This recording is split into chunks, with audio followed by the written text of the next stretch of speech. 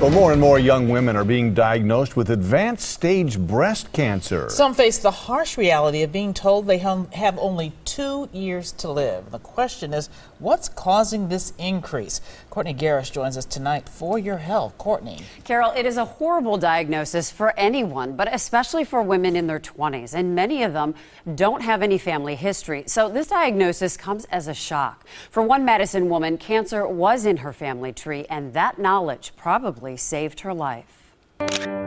Pictures tell a life story, and for Lindsay McClernand, many of her photos are reminders of a battle won. It sucks, but it sucks going through it. This mother of 3 found out she had breast cancer at 28, but it was something Lindsay was waiting on. Her mother was diagnosed in her early 30s.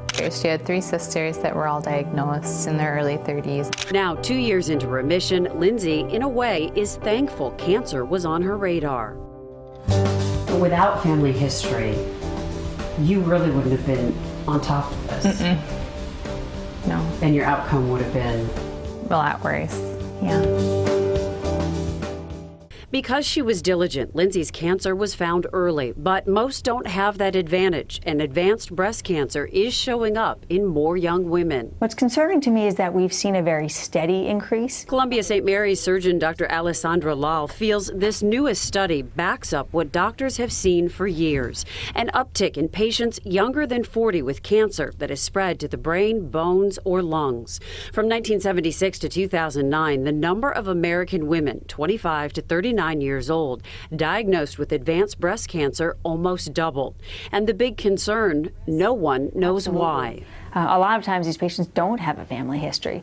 Best advice for all young women, pay attention to your body. Since this age group typically doesn't get mammograms, most breast cancer is discovered by feeling something. So we may not be able to prevent cancer at all, but if we could shift the trend to being early stage cancer, which is much more treatable, that would at least be better. For Lindsay, that early diagnosis gave her hope.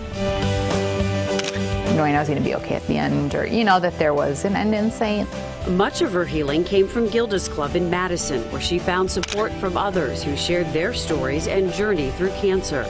And now Lindsay hopes other young women are listening to her story and realize breast cancer can happen to them, family history or not. For it to be becoming more common just in general, it is scary to think about.